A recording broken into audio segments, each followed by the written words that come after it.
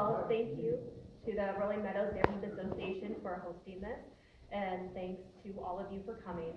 My name is Lindsay Lemmer. I live on Sudbury Way with my partner Adam, who's here tonight, and I hope to earn your vote to be your next alder.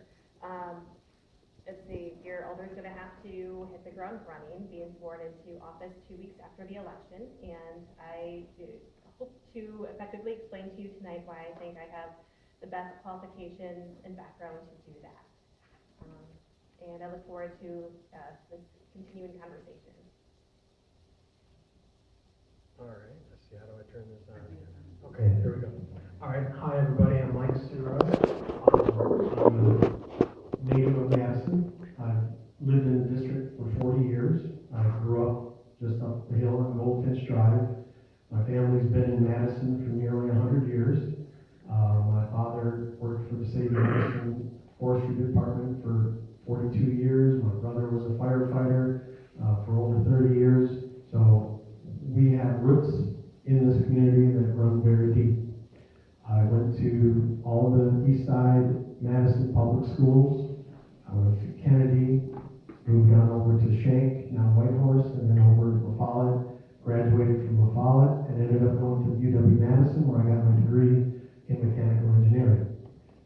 From there, I ended up working out of state for about 10, 12 years, made my way back down here to Madison, and ended up having a wonderful time raising kids. I have 3 children. Each one of them goes to the same public schools that I attended many years ago. So that's quite fortunate. It's amazing what's happened in so many years. I have been a volunteer in the community for nearly 20 years. I have been on the neighborhood association of,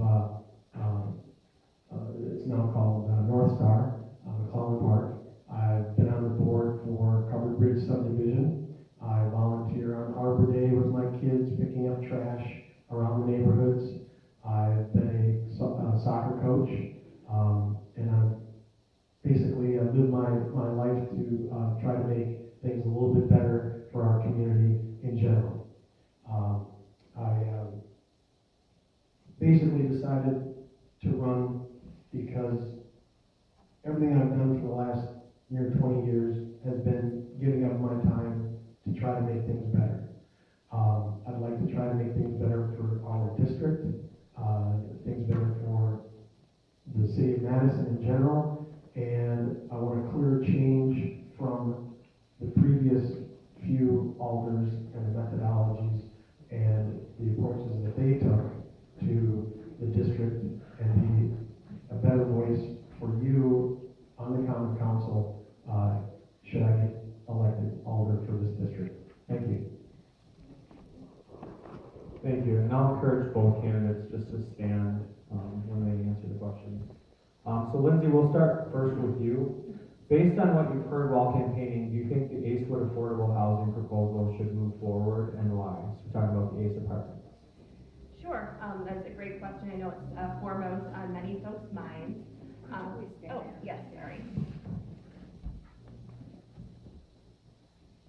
Sure, I think we have to keep a few things in mind with this development. It's very different from other developments I've been hearing a lot about. For example, Tree Lane on the other side of town. This is housing for people with disabilities. It's housing for people with veterans. It's for folks who make 60% of the median income or less. These are, our friends and neighbors in our community. And so far, the concerns that have been voiced have been addressed. We have heard from the police that this does not present a public safety issue. Traffic concerns have been addressed by shifting traffic to behind the development. And we know that they are going to have on-site property management with the equivalent of 2 full-time people there. That's something that other developments don't have, and that is going to help make sure that this is a safe property. So as long as they work with the community and our concerns are addressed effectively, then I would be supportive of it.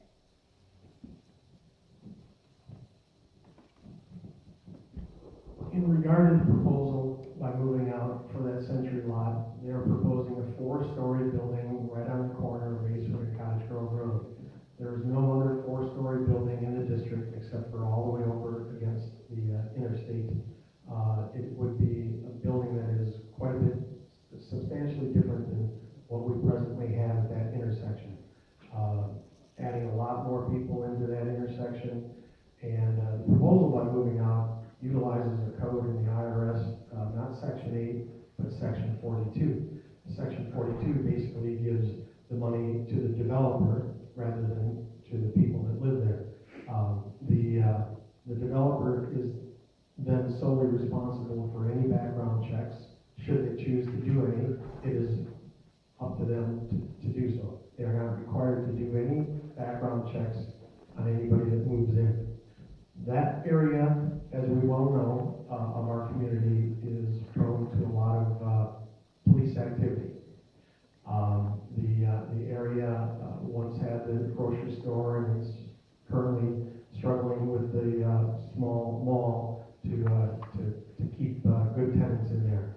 From the people that I've talked to in the neighborhood, several of them have mentioned that they would be willing to put their house up for sale should that development go into place. And so I think we can wait a little bit longer for another opportunity to show up.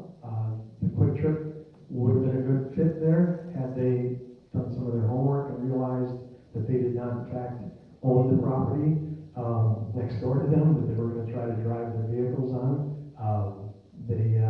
They just simply probably had their eyes on a bigger target with PDQ purchase. But we have a small food desert in that area. A lot of people that live in the existing apartments would really benefit from some sort of a small grocery store, or at least something like a Quick Trip that offered all of the basic food amenities, and then perhaps a couple of stories of offices or apartments above that. I think most people would be in favor of that. Thank you. Mike, we're going to start with you. What is the top priority of your campaign for District 3? Okay, well, on the cards that I handed out, there's 5 bullet pointed items. Those are the significant few. Those are the items that I believe that lead to a high quality of life for anybody that lives in our district.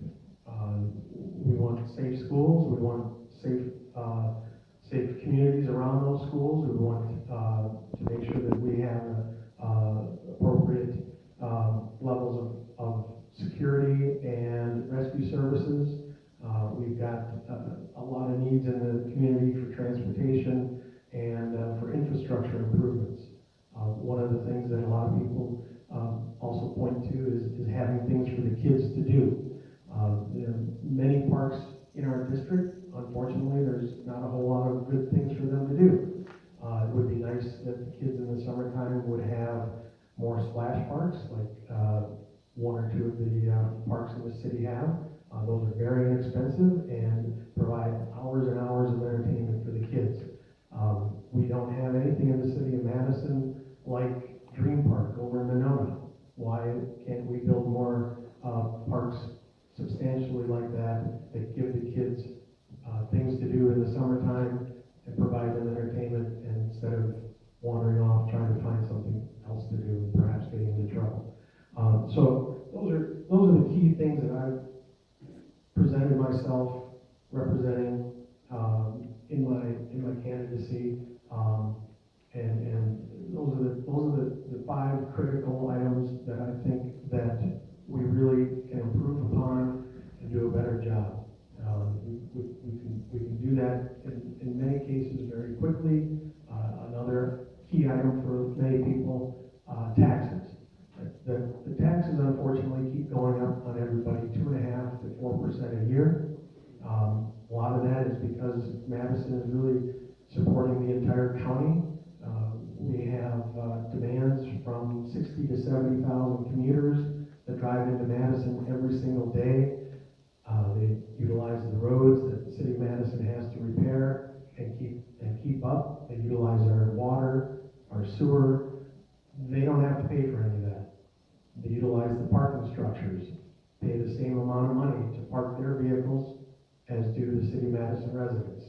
We need to find a better way to more equitably pay for these services that the entire county makes use of. We have the entertainment in Madison, we have the zoo, we have basically all of the good healthcare facilities that people might want to take advantage of.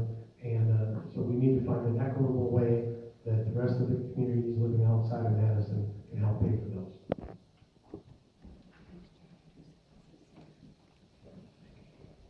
So there are a few main things I've heard from our community. Number one, there are a lot of public safety concerns.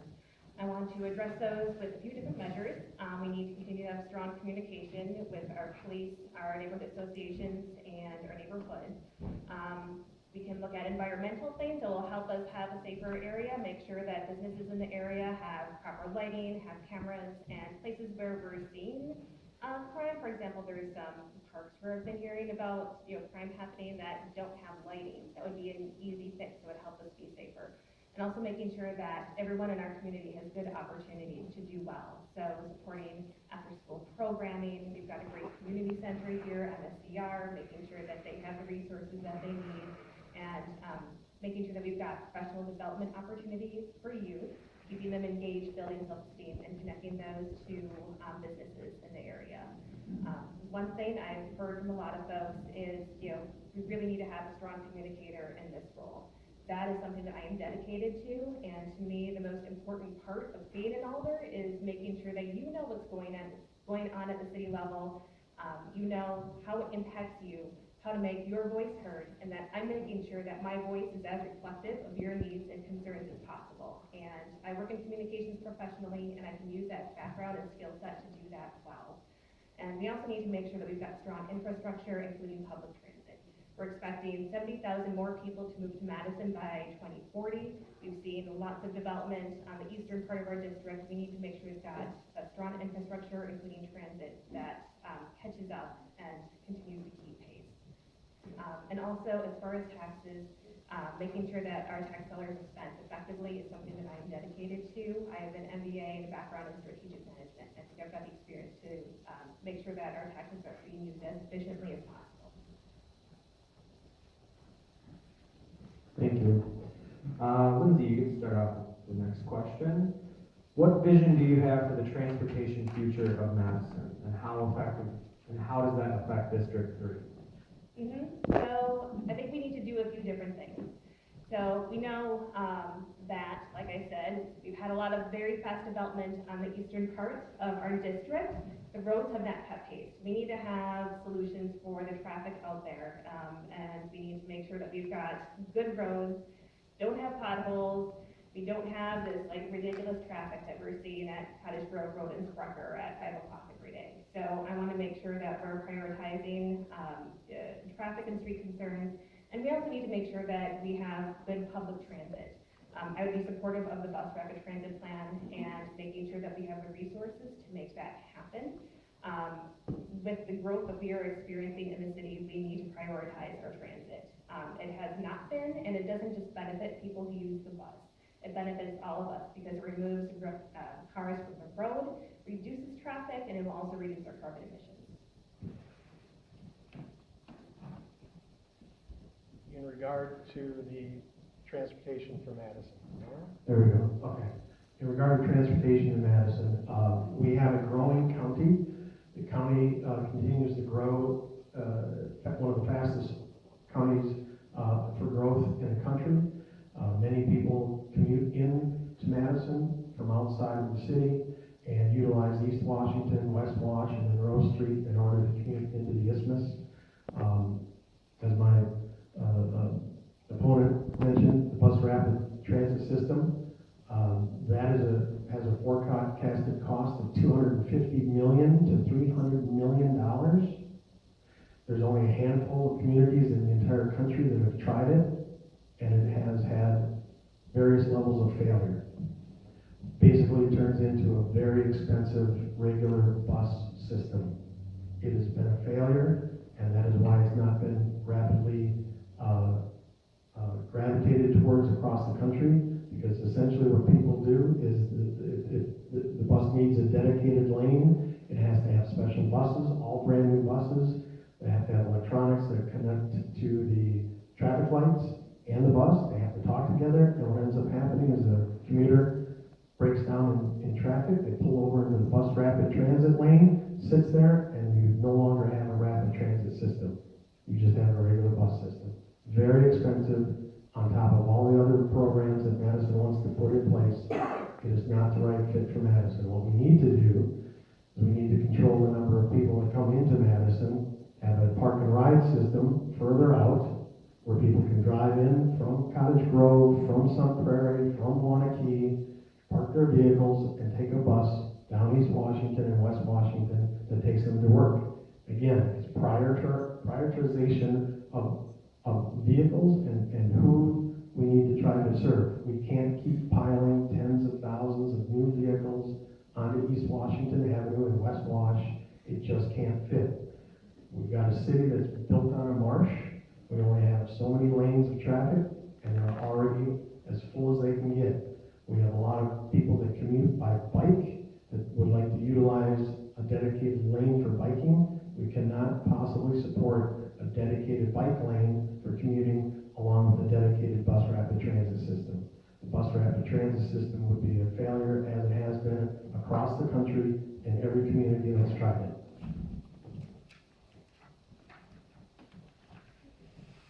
So during your campaigning, what did you find the neighbors needing in our area and district that the previous alder did not provide? Money starts. Somebody that would communicate with them. In a nutshell, the previous alder did not have adequate communication back to the residents of District 3. All too often, I've heard from dozens of people I've spoken to that have either called her or sent emails to the previous alder that she did not respond to them, including me. I had at least 6 or 8 emails and phone calls into her that she never once responded to. That is not in keeping with a good representation of our district. We need to have somebody on the Common Council that will respond to the people in the district. And the other thing that people in the district are really looking for is somebody that speaks for them and speaks for them with some force. I guess I might say that fights for their needs. Might be a little bit, but at least argues aggressively about that. Argues aggressively for the needs of District 3, rather than simply being somebody that reflects the loud political voices that are currently present in Madison. So I represent somebody who does not take endorsements from any political organizations. I have not taken a penny from anybody. I'm fully self-funded. And so with that, you get somebody that will represent you without having anybody that I owe or anybody that expects something from me that has any political bent to their voice.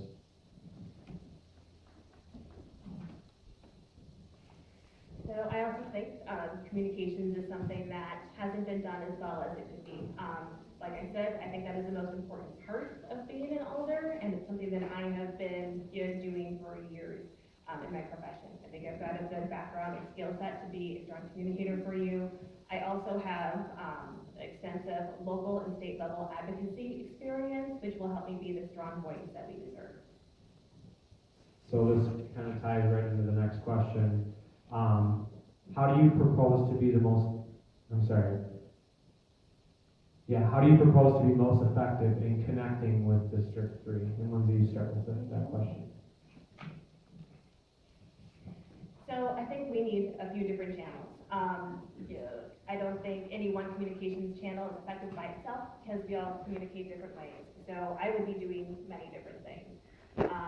Certainly a mix of email, forums, blog, and then just having one-on-one conversations with everyone. I can tell you I've knocked nearly 2,000 doors so far, and I plan to knock at least 1,000 more before April 2nd. And those conversations have been so valuable in understanding what everybody needs and what the next alder needs to do to be a good advocate and representative for them. There definitely needs to be a variety of communication methods that are used, from the blog site that the city of Madison provides, to having an open channel via email, from attending the neighborhood association meetings. We presently only have 2 neighborhood associations that are in operation for our entire district. Heritage Heights has folded essentially, and so has Sprecher East. So we really have those tools, along with email and phone calls, to utilize in order to make sure that your needs and your questions get answered, and that the Alder effectively represents you and your needs and desires. So I would definitely be utilizing a variety of tools and getting out as often as possible to the various activities that we have in the district. We've got the summer farmers market. Usually that's Wednesdays, and being present as much as possible at those community activities. Thank you. So the next question is, what do you think is the most important environmental issue facing District 3? And if that's too specific, you can expand on the city as a whole. And it's Mike. Environmental issues, that is a huge topic presently, and we really need everybody to try to do their best as far as conservation and reusing of existing resources. Obviously, everybody hears every day on the news about global warming and the concerns about the flooding that Madison had. We've had some people suggest that we build dikes around the entire lake system. That is just simply not affordable and not a common sense thing to do. We need to be prepared for any future changes in the weather, and we need to do our best to promote biking to work, and reusing and recycling, and reducing our consumption. It is a global issue. It is not an issue that we in Madison or Dane County or Wisconsin can reverse or correct on our own. This is something that will require everybody across the globe in order to try to maintain the environment in a manner that sustains really good quality of life. You can include in that the plastics that are finding their way into the oceans. You can include in that the air pollution that is emitted off of various industrial processes. So we all have a part in this, and the only way we are going to really be good servants of the earth and utilizing its resources is if we conserve and try to help each other out in that manner. So a few different things. I think we need to prepare Madison for more extreme weather situations. We need to prepare for climate change. So I would support stronger stormwater management policies, initiatives to help the water stay where it's put. So green engineering solutions, making sure that as we're updating roads, we're putting those green engineering solutions in place. For example, pervious pavement to help the water stay where it's put. Also initiatives that help us all to be contributing. So Madison is a program that the City of Madison currently has to help residents and commercial businesses have solar panels. That's something that I would continue to support. Initiatives that help you to get green technology and energy efficient programs that also don't just help you conserve energy, they help you save money.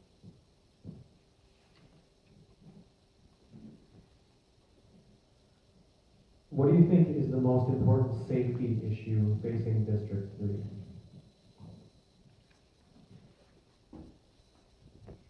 So I've been hearing a lot of concern about crimes like car break-ins in our district. Car break-ins, car thefts, like I said, some crimes are being seen at parks in our neighborhoods. So those are things that I would prioritize making sure that we're addressing. Like I said earlier, I think it takes a mix of measures. So environmental fixes, proper lighting, businesses having cameras. We have opportunities for youth in our community to stay out of trouble. So after school programming, professional development opportunities for youth, and making sure that we have strong communications with our police.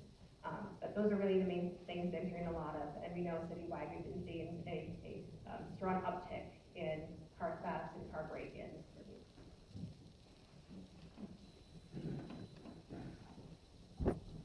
So in regard to what is the biggest safety, security risk for our district, it's the lack of adequate policing for our Madison Police Department. Our police department is currently understaffed. Our police department is set up at about 19 officers per 10,000, but that's based upon a city that's 255,000 people. We're not 255,000 people on any given day. We have 60 to 70,000 commuters that come into Madison every day. So we're more around 315 to 325,000 people.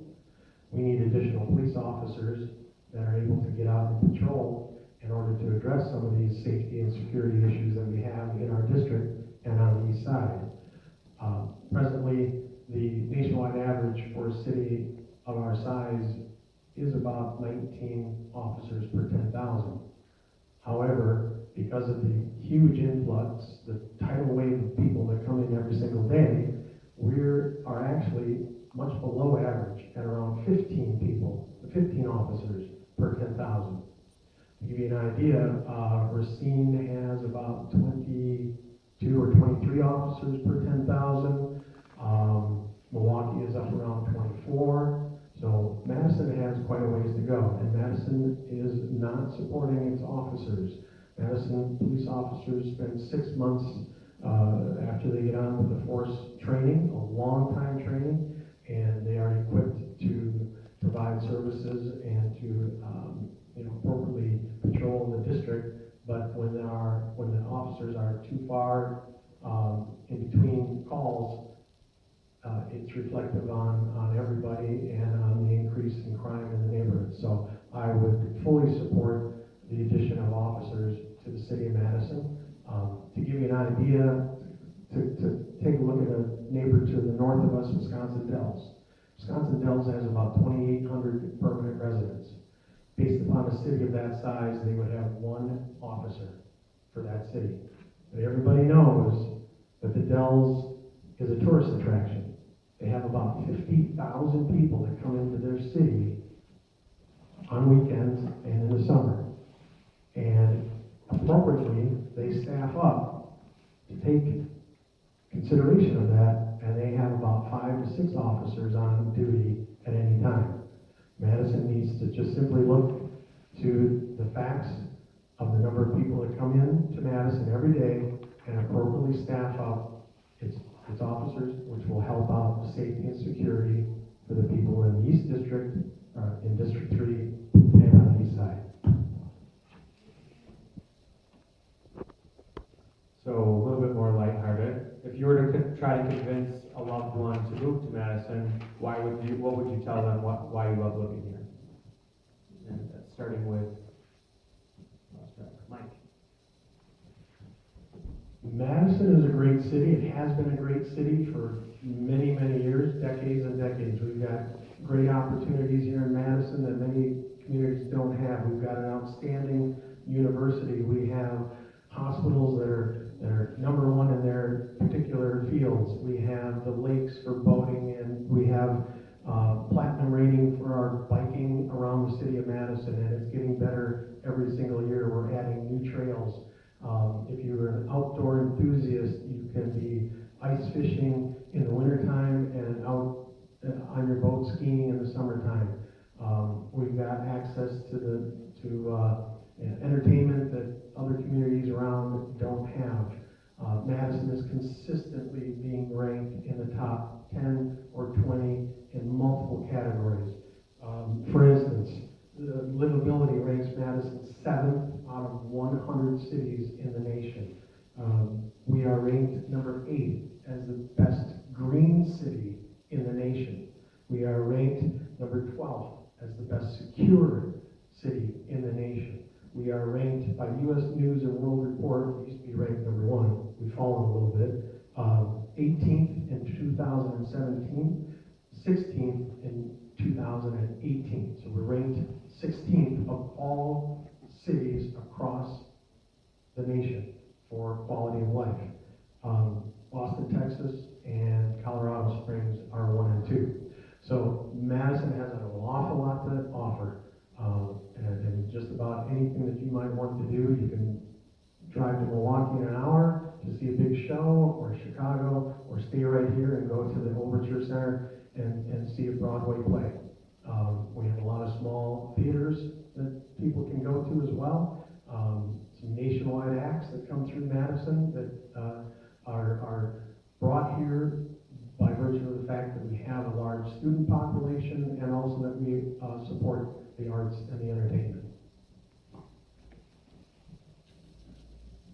Well, I love Madison and I love our district because we are a caring, thoughtful community. We are hardworking and we are inclusive. There are so many great things about our city.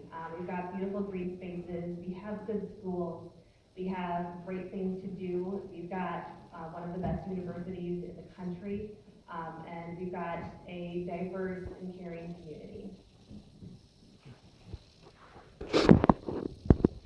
So we're gonna open it up to the audience for just a couple questions. We have a little bit of time left. Does anybody in the audience want to ask anything publicly that they, for either candidate?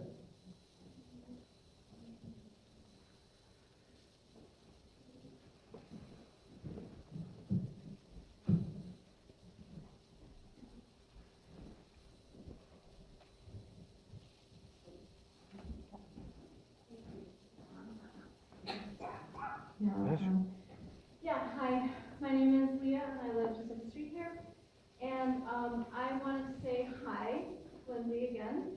We met at the community forum. I might not get the name exactly right, but it was called something like Save Our Children, after a particularly disturbing incident at one of our local public schools. And I wanted to thank you for being there, Lindsay, and I'd like you to address, number one, the importance of being at events like that, as well as the importance of addressing the racial disparities in our public schools. Thank you. Thank you for that question.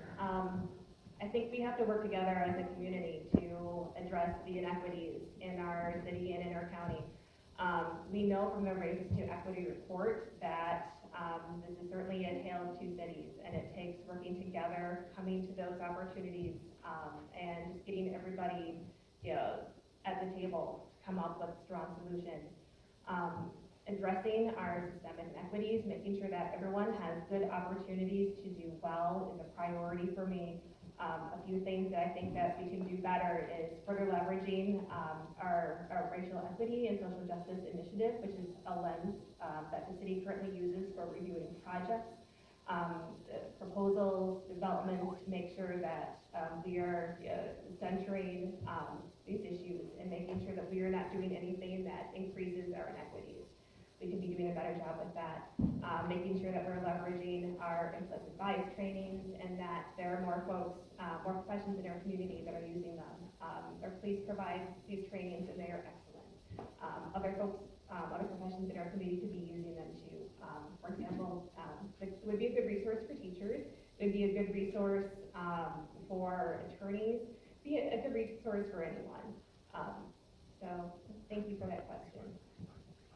Mike, I'm going to give you a chance just to comment on the racial disparities in the city. Yes, I think we definitely have had many people that have been involved in trying to address the inequalities. Madison has worked very diligently over the past 3 or 4 decades to try to build a more equitable city. We have departments in the city that are nearly as diverse as the population here in Madison. Many of the departments are fully diverse. We have a police department that has 30% women on its staff.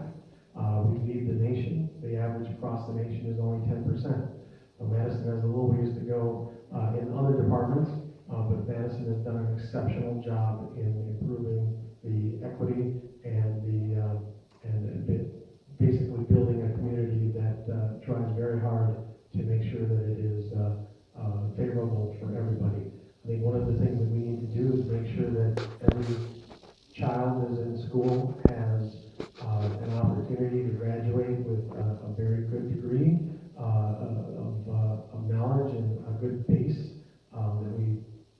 continue to put our efforts into the education of our youth, because with that, the young students coming out of school will have a better opportunity to land a job.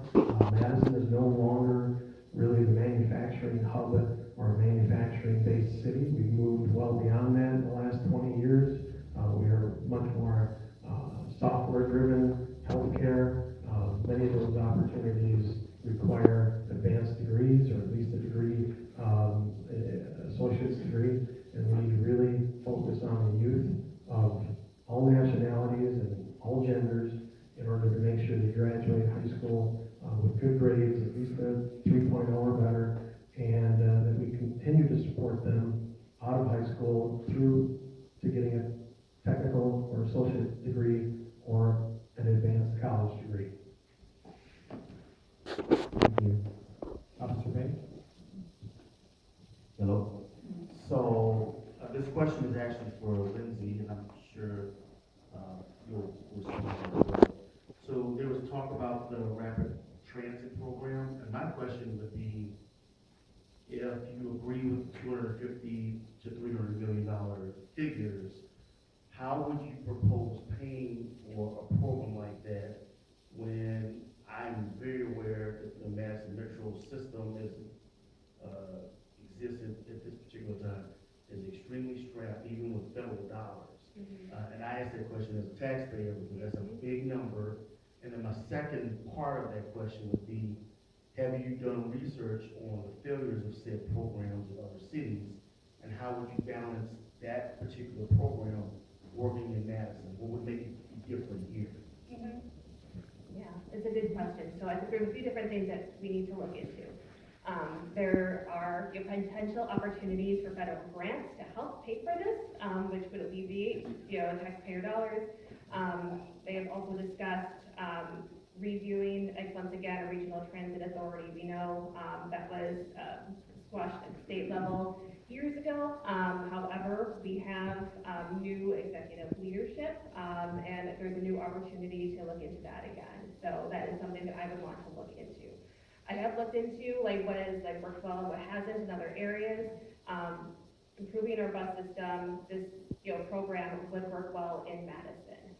This is really the only, improving our metro is really the only system that is going to do well as far as funding our public transportation. We have an isthmus that makes it difficult to look at rail or similar choices. City engineering has been working on this for a long time, and this is a solid program. It all sounds great, bus rapid transit, everybody flying on the bus to get to work in less time. But in practice, it doesn't work. Boston has tried it, Cleveland of all places have tried it, community out on the West Coast has tried it. It's been a failure. It is expensive. It requires hundreds of millions of dollars of infrastructure improvements. Basic things, as I mentioned, a vehicle breaks down, pulls over into the bus rapid transit lane, and it's no longer a bus rapid transit lane. It's a very expensive regular bus. I'm all in favor of improving our regular bus system. I don't know how else to put it other than what we have now, the regular buses. They are cash strapped. They need a new barn in order to expand the fleet of buses. They're out of space. They're looking at Oscar Mayer and possibly some land over there. And so I'm in favor of that. But using what we see from other communities across the nation that have tried this, it's not feasible. The money, $250 to $300 million, they haven't even got it approved yet. So with inflation, it's going to end up being $300 million. Where's a small community like Madison going to come up with $300 million? We're going to hope the federal government gives us some money. We're going to hope that the state gives us some money for it. No, I think the best thing, the logical thing to do is to move forward with our regular bus system, developing some park and rides further out on East Washington and West Washington, maybe along the Beltline, and developing that type of transportation system in order to effectively deal with the thousands of new people that are going to be moving into the county.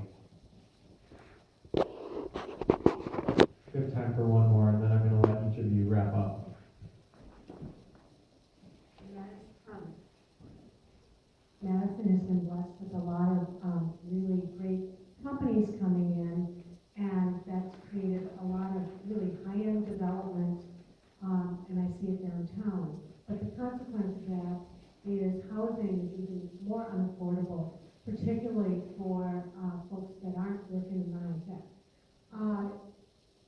With that, what is your thoughts about how we improve access to affordable housing and its consequences and benefits to local neighborhoods?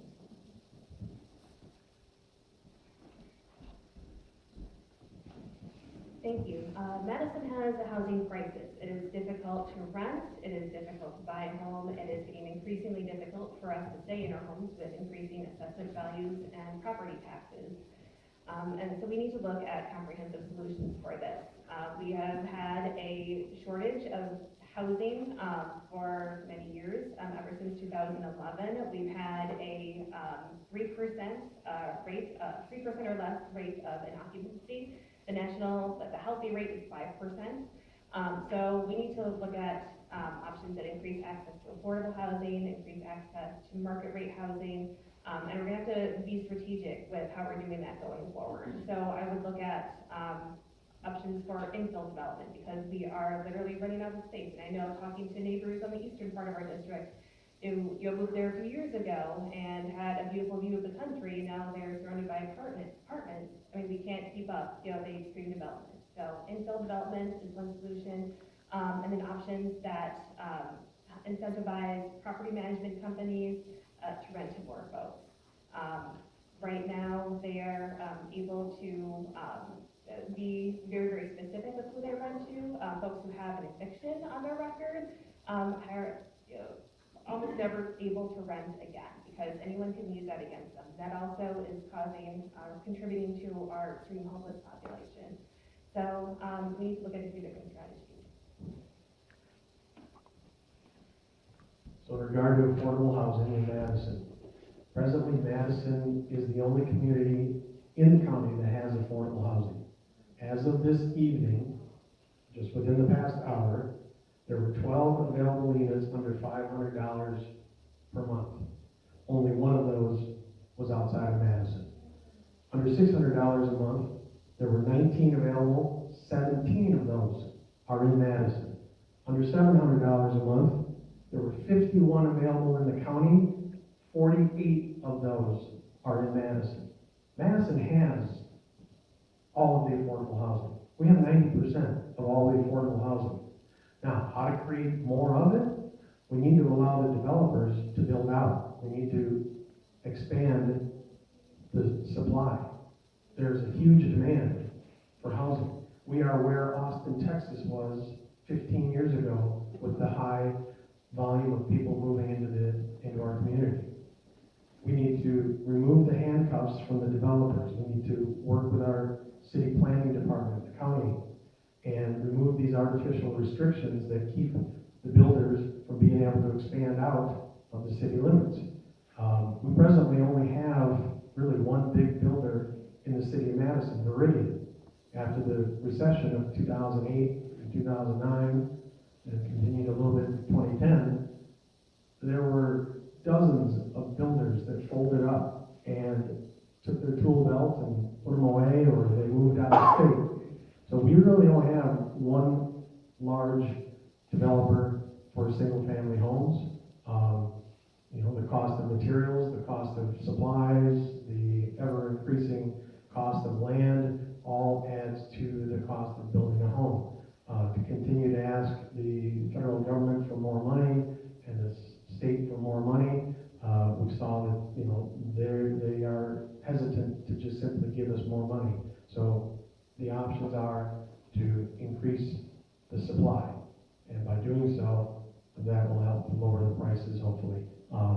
And actually, interesting enough, if one were to take into fact the inflation and the value of money over time, the cost to rent has actually gone down slightly over the last few years. It's in similar dollars to 5 or 6 years ago. It's slightly cheaper to rent now. But that doesn't really help people that are struggling maybe with not quite making as much money as they would like to. But Madison is the place to find affordable housing. You have 90% of it in the county. Okay, so I'm gonna give, did you have one more that you wanna ask? I did, but if we have time. If we go I'll- over 3 minutes. If we have we're time, I'll okay. take it. All right. I was just curious with our lakes and all the issues we've had with our lakes lately, where do you kind of stand and what do you see as helping our lakes? Because that's what really draws a lot of our people to come to our city. Okay, so specific to the pollution in the lakes or specific to the pollution. level of the flooding that we The experience? pollution and the flooding, take your pick. Okay. Preferably the I'll phosphorus cover and both of blue-green them. algae. I'll cover both of them. Dane County controls the level of the lakes. Madison has nothing to say about it. Dane County is required by state law to maintain a minimum elevation in the lakes. They cannot vary from that, or they are in violation of state law. So there's a minimum level that they can set the lakes at, and that's in order to take into consideration all of the melting snow in the springtime. There's a maximum elevation that they're allowed, and that level is also set by the state. There are a series of dams that allow the water to flow out of the series of lakes. Unfortunately, there's a very shallow and very low sloping section that goes out to Kaganza that does not allow for a lot of water to flow through it. It's only a few feet deep. It only has a few inches of drop for every half a mile. And so that also, so it's a whole series of events that back up to cause what occurred last year with the flooding. Now, in regard to pollution and the quality of the water, Madison has a report out and a plan to try to remove phosphorus out of the water stream of Starkweather Creek. It's a small portion that empties into the lakes. That proposed project is over here at Voigt Field over by Swiss County. It is a $12 million plan to remove phosphorus and some sediment with a process that uses aluminum chlorohydrate. And if you've ever looked at the ingredients on your own spray, it's the #1 ingredient found in that. So they're going to use that same chemical to pass through the water to try to remove the phosphorus, which of course causes a lot of the algae blooms. So the farmer can buy a pound of phosphorus for 25 cents a pound. This process that the city of Madison is proposing to utilize will cost us $400 per pound to remove phosphorus out of that runoff from farmers' fields. So we, the people of Madison, will pay for the removal of the phosphorus that the farmers and the landowners outside the city of Madison put on their property. It's on city website. I can send you a link to it if you'd like. So the plan is in place. It is something that the United States EPA has requested that the city look into in order to clean up the lakes, as well as other lakes throughout Wisconsin. But it's fundamental that we control the runoff from all of the farms and all of the cows and all of the geese and everything else that surrounds the lakes. We can't continue to just allow those chemicals and fertilizers to flow into the lakes.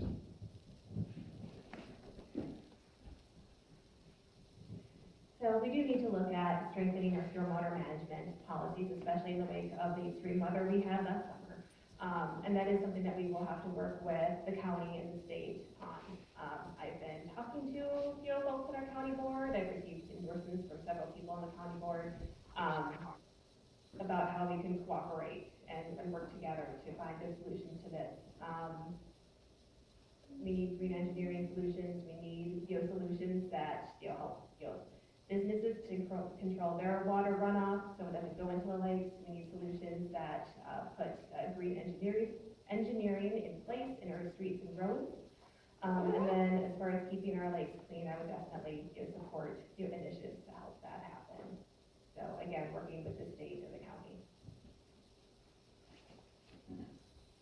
Okay, so we're going to give each of you 2 minutes to wrap up and tell us why you're the best fit for our district. We'll start with Mike. Okay, so why should you vote for me, right? All right. Well, I think I am the candidate that is a clear break from the past. I have been a volunteer for almost 20 years. This position, to me, would be in keeping with that volunteer mentality. It would help to present our district's voice on the Common Council. I feel that by not having sponsorship or endorsement from any political entity, that I have a clear conscience. I don't owe any political groups anything in serving on the Common Council. I serve your needs and your voice only. I will be a strong proponent for our district, one that we've sorely lacked in the future, in the past. Moving in the future, you can be assured that I will stand up for the needs of our community here on the east side, and that I will work towards reduction of taxes, improving the security and safety in the district, improving our rescue squads, improving the parks and the amenities, to try to keep the kids busy in the summertime and in the wintertime, so that they're not bored and running around trying to find something to get into. And I will work towards making our district the best district in the city of Madison. We hear a lot of hyperbole about we're in a crisis this and a crisis that. Well, why do we hear that from different groups or organizations? It's because they want your money, right? If they don't make a lot of noise, if they don't blow up the topic and make it sound like it's horrible and it's really big, you're not going to open up your pocketbooks. You're not going to be willing to give your tax dollars for this group or that special project. And I've highlighted a few of the special projects that they want your money for.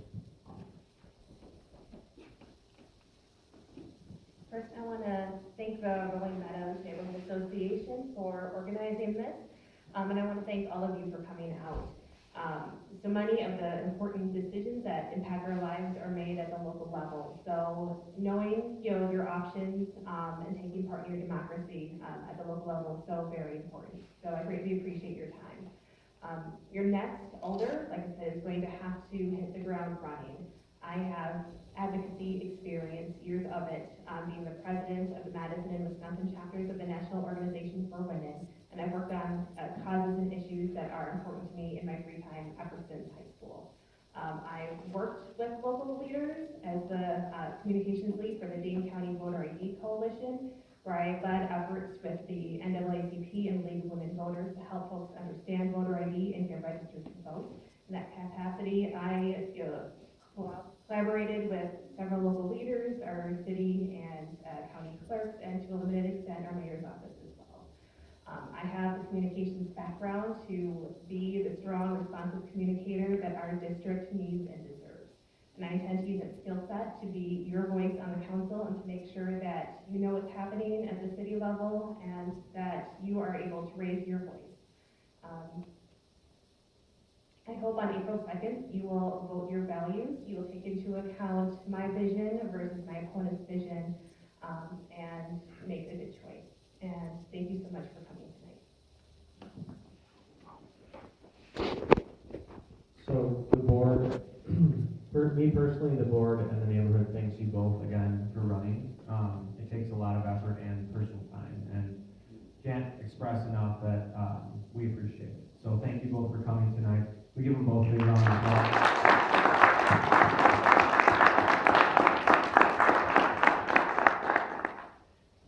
So I think that's it. You guys are going to stick around for a little bit just to answer some questions. I want to be